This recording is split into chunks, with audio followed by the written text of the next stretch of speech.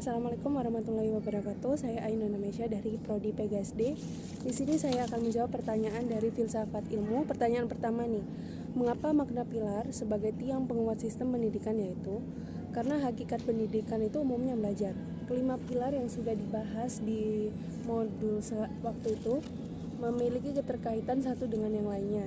Learning to know mengajarkan seseorang untuk tidak mengetahui saja, tetapi juga memperhatikan makna yang terkandung. Jadi tidak hanya sekedar tahu, tidak hanya ingin tahu, tapi juga mengetahui maknanya yang dituju itu apa, supaya terkandung kesimpulan dan amanat yang baik bagi kita. Sedangkan learning to do mengajarkan anak untuk lebih banyak tindakan daripada bicara. Itu melatih fondasi mereka untuk lebih tanggung jawab dan disiplin. Sedangkan learning to be mengajarkan belajar untuk mendiri dan menjadi orang bertanggung jawab. Learning to live mengajarkan untuk seseorang hidup bermasyarakat. Learning to believe in good mengajarkan seseorang untuk belajar kebaikan dan mempertanggungjawabkannya pada Tuhan. Jadi apa-apa itu tindakan harus dipikir dulu sebab akibat bagi manusia dan juga kepada Tuhan kita. Jadi makna pilar itu adalah sebagai asas komponen pendidikan untuk peningkatan mutu pendidikan agar terus berkembang baik bagi manusia. Lanjut pertanyaan kedua. Prinsip dasar pendidikan menurut Ki Hajar Dewantara ing ngarsa sing tulodo ing madya manggun karsa tutwuri handayani. Asas tutwuri handayani itu sudah menjadi semboyan bagi among perguruan. Asas yang dikemukakan oleh Ki Hajar Dewantara kemudian dikembangkan oleh DRS MP Sostrokartono dengan menambah dua semboyan, lalu digabung menjadi satu yang berbunyi ing ngarsa sing tulodo. Jika di depan memberi contoh, ing madya mangun karso, jika di tengah memberi dukungan dan semangat, tutwuri handayani di belakang memberi dorongan.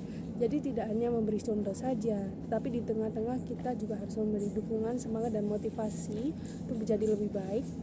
Lalu kita memberi dorongan, seperti itu. Motivasi itu sangat penting, partisipasi untuk kemajuan mereka dulu. Lalu pertanyaan 3. Analisis relevansi dan tantangan penerapan prinsip dalam era digital, misal dalam pembelajaran daring, literasi digital, karakter peserta didik, dan peran guru.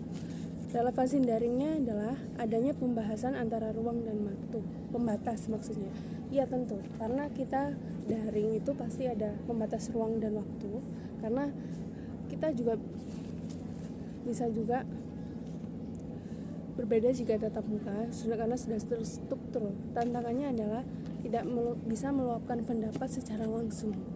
Itu harus menunggu lagi gitu. Jaringan kadang connected karena berbagai wilayah yang jauh-jauh itu mengganggu kita dalam berpendapat. Selalu dalam memahami sebuah materi juga kurang tentunya, karena kita kan belajar secara otodidak, tentunya tanpa ketemu langsung sama guru, tidak bisa meluapkan secara emosional.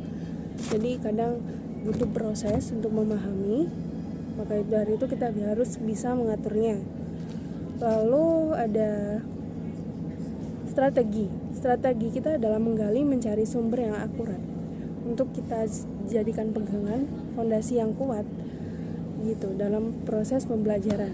Lalu ada literasi digital.